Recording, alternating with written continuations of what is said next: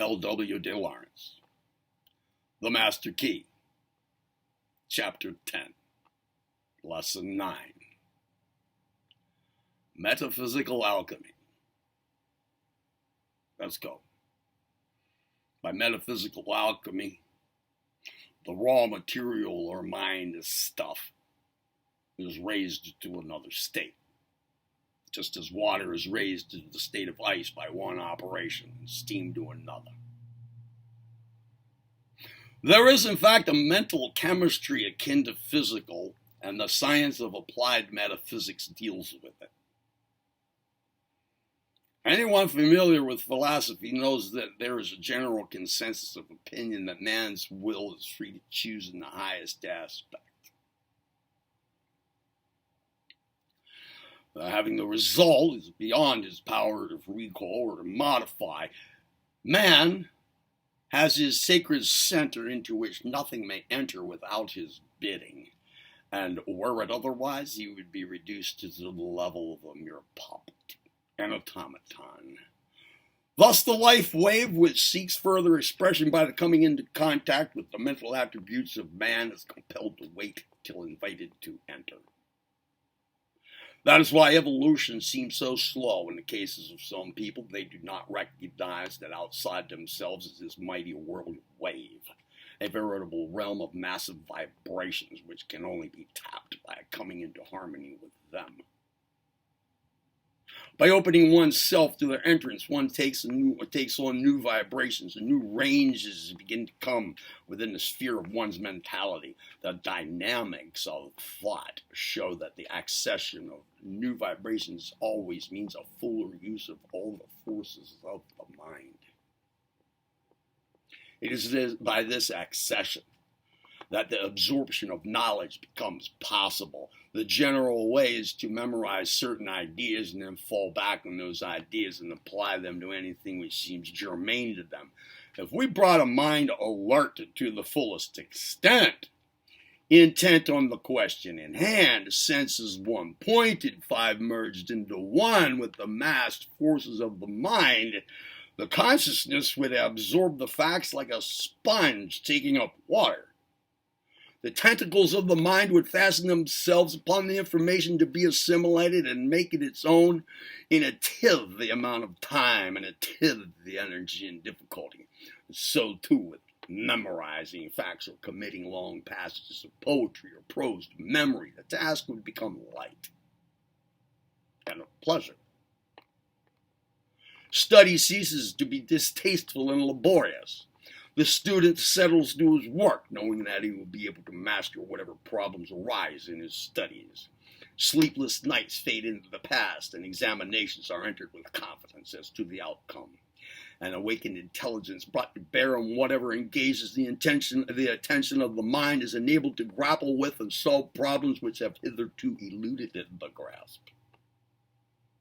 It is in this way that men like Edison, who have shut themselves in from intrusion, have successfully thought out perplexities and made the world the richer for their labors, gathering up the forces of the mind into a focus in the silence. Few questions remain shrouded in impenetrable mystery to the student. And in connection with the study, the student who wishes to obtain the best results along the line of acquiring knowledge, bringing the physical into line with the mental to secure the best results. The mental powers are quickened 100-fold by the observance of the lines laid down. But by obeying physical laws, concentration is rendered still more effective. It is well known that whatever part of the body is employed in any particular work is supplied with extra blood to enable it to deal with it more efficiently. So the process of digesting demands more blood being sent to the stomach to accomplish it under the most ideal conditions. If, therefore, man eats a heavy meal and attempts to apply the instructions for concentrating for any length of time, the forces of the system become divided, and only half the power is given in each case. In China, for thousands of years, students preparing for examinations, which impose a severe tax upon the retentive faculties of the mind on account of having to be learnt by heart, Faculties of the mind on account of having, being learned by heart, lengthy and tedious passages from the writings of Confucius, Lao Tzu, and other Chinese philosophers, are kept without food for long periods and shut up in little cubicles until they are proficient. Many great men often fast when engaged in abstruse calculations and scientific problems. Nearly all thinkers and many musicians unraveling complex theories and puzzles have become lost in meditation and altogether have forgotten the demand of nature for food. When therefore one has more than usually difficult task, let little food be taken prior to attempting the achievement. The writer will have occasion to revert to this question later, so we'll not seek to elaborate it more fully now. Concentration is many times used in a destructive manner. Specialists and medical men in asylums are among the classes who have fallen victims to adverse concentration. Throat and cancer specialists have succumbed to the diseases that they have so closely studied. The pathology of the complaints has been as familiar to them as measles would be to another of a large family. They knew every phase, every indication, knew what to expect and when. They worked out in their own minds the whole history of the disease and slowly constructed it externally in their own bodies. The writer has a collection of newspaper cuttings giving these sad instances of the fatal power of a morbid, faulty concentration, for like everything else in connection with the powers of the mind, concentration is non-moral. It is power or force which may be used to promote health or generate disease. It is quite immaterial to it what the outcome is. And so the mind of a morose and morbid tendency gloats and fastens upon some form of self-destruction until, following the logical sequence, action succeeds thought. Many a victim of the drink or the drug habit is really under the sway of concentration and autosuggestion put to the wrong use. Read the weird and gruesome stories of Edgar Allan Poe and you are almost forced to the conclusion that the end of such a genius could only be what it was. Fortunately, as just remarked, the number of those able to concentrate is comparatively few. But they emphasize the danger and reality of the great power of the mind.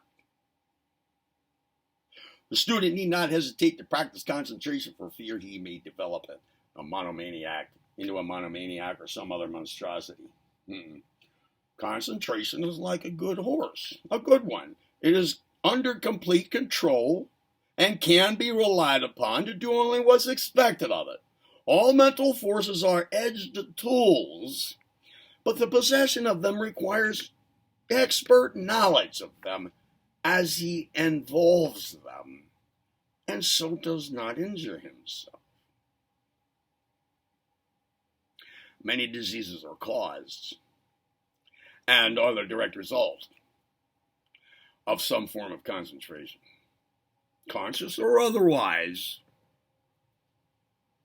weak or strong, is giving attention to a thing for a shorter or longer period of time. And when the religious devotee knelt at the feet of a crucifix, her whole soul going out to the object of adoration and veneration, filled with intense pity and sympathy, dwells upon the wounds of nail prints on the body of Jesus on the cross, she reproduces the stigmata in her own body in the corresponding part by her concentrated attention, and blood will actively flow.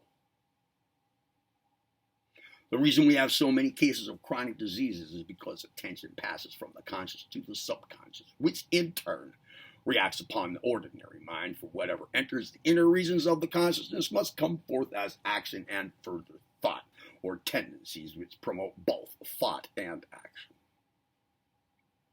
Whatever is given attention to in the mental world is thereby intensified, and whatever is intensified demands and is supplied with increased force. Thus, concentration for even a short time on disease increases its hold upon us. The aim of constructive concentration in will culture is to fasten upon those states which promote healthy thinking. And by healthy thinking, we secure a healthy body. just as a sunbeam following a slant, a darksome corner transforms it into something quite different. So concentration turning upon a symptom imparts new life to it, quickens it. Thus no one should allow their mind to dwell for a moment upon any weakness or imperfection of any part of their body. Instead of this, those physical states of harmony and equilibrium should be dwelt on, to which reference has been made. Whenever the body feels buoyant, full of feminine energy, fit, turn the feeling to good account. Divert the attention from ordinary commonplace channels, from the channels in which the mind spends most of its time. The idle, profitless thoughts that come and go through the chambers of the mind in an irresponsible manner will receive no encouragement, no impetus, no supporting force from the real mind, but instead of this, while the idea of being fully alive, in good form, is present, the student should take the opportunity of gathering up a feeling of exhilaration. Concentrate all the powers of the mind upon that for a few seconds. Thus centered, he should try to exclude any conceptions of weakness, shortcoming, disease of any kind. He must shut out utterly from his consciousness all ideas of the existence of illness. Try to imagine, if you can, that the world in which you live is one vast garden, bathed in perpetual sunshine, cooled by frequent showers of dew and tempered by soft zephyrs, the atmosphere laden with the most exquisite perfume, the music of birds filling the air, and the joyous laughter of children and men, happy and contented in a world when poverty and sorrow were unknown. Have you not to confess such a conception of existence cannot occupy the mind for more than a fraction of time? To be replaced by the usual view of life, in which such an idealized and ethereal picture is only indulged in, if at all, as a contrast to the grim type of living which is today termed reality. Now, just as it would be almost impossible to the average man to keep his conception of existence on such a high plane, so the student will easily understand that there is quite as much difficulty in conceiving a world in which disease or ill health has no place. We have to take cognizance of this fact. And it's because of this that we begin to understand something of the task we set for ourselves when we talk about concentrating on an ideal state in which illness is utterly unknown and foreign to one's ideas. It would be just as easy to imagine an ideal condition as that depicted above as mankind free from disease.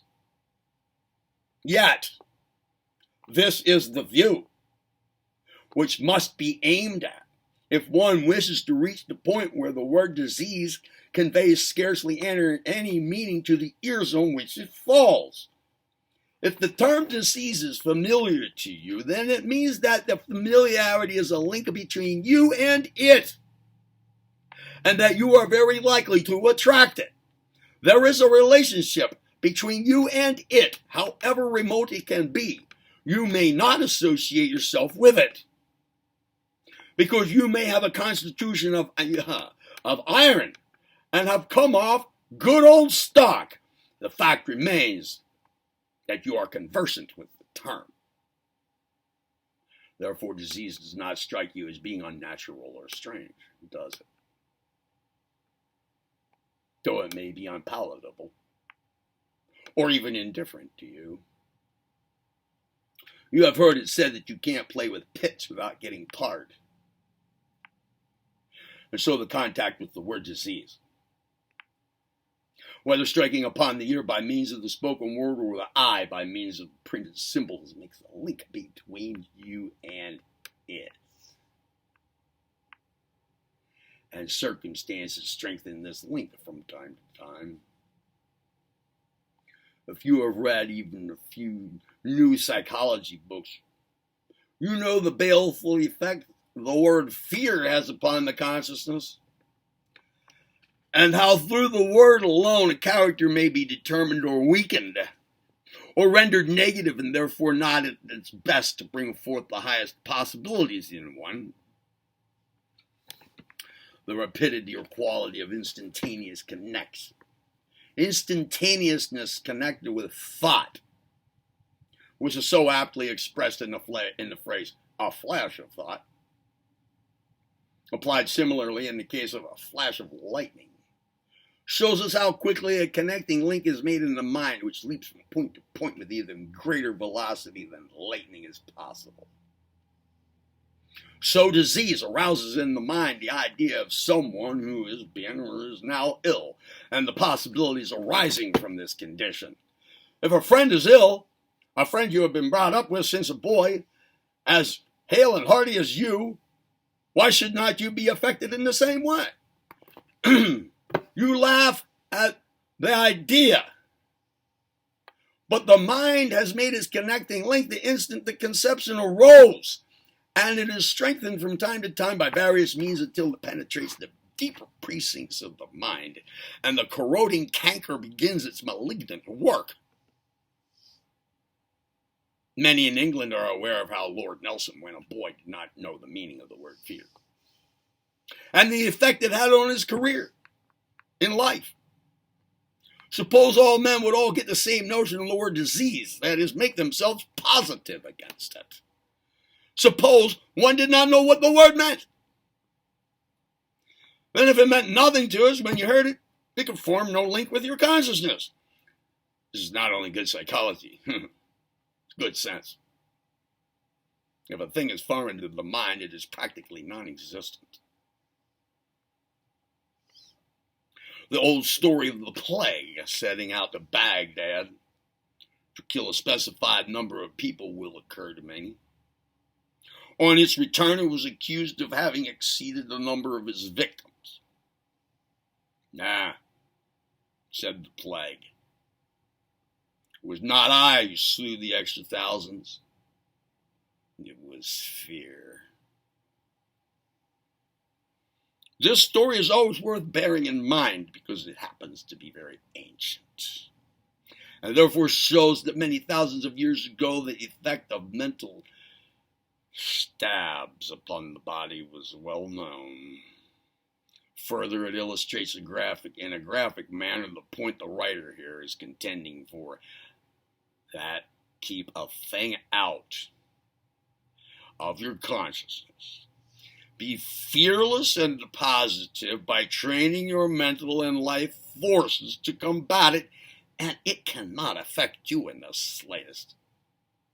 It's no use trying to delude ourselves that we could absolutely obliterate the word from our mind so that we be ignorant of what it meant when we chanced to come across it. Though a Hindu who made a life study of Oriental psychology and soul culture would have no difficulty in doing so. What I mean is that you could expunge it from your dictionary in the same way that Napoleon abolished the word impossible. In a word, ignore it. Encourage the idea, however, that you can annihilate it in time. Every time it is forced upon your attention, turn resolutely from it and substitute for it the magic word health. Believe in yourself for health. Concentrate on it, absorb it, drink it up, and think it up into the inner recesses of the mind. Fill the mind with it to the exclusion of all else for the time being.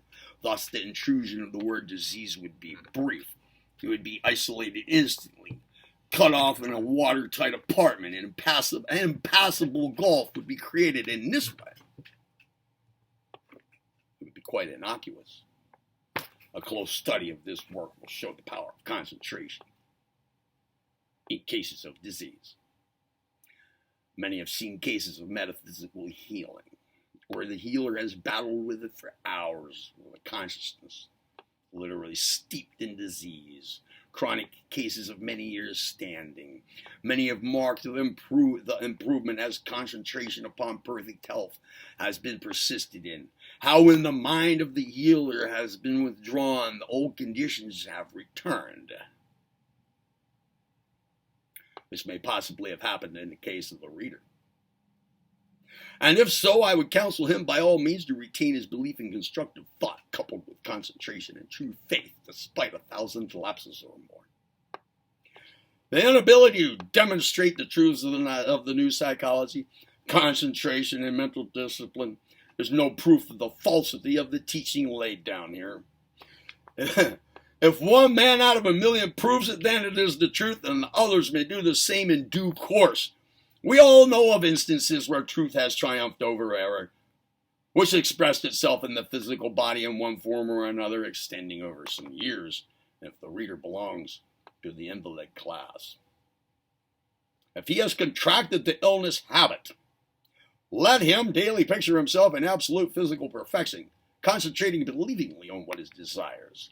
Have true, intense, deep, and sincere faith. And here is a law which will be found serviceable to the sickly and victims of negative thought. Every impression is a focused energy. This means that by concentrating on a definite point, we immediately create an impression, and this impression becomes a center of energy for the time being. If during that moment of concentration we will that vitality or health shall enter that center of energy, that will actually take place. And in this way, a diseased organ can be built up. Although one possesses no knowledge of physiology or anatomy, one can always strengthen a weak organ or part of the body by merely bringing more energy to it. For wherever there is energy, there is an extra blood supply. And this means the addition of new life to the part.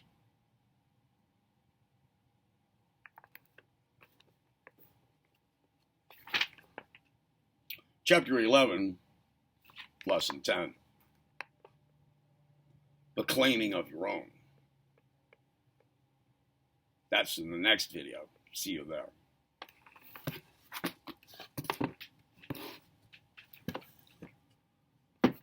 L.W. de Laurence, the Master Key.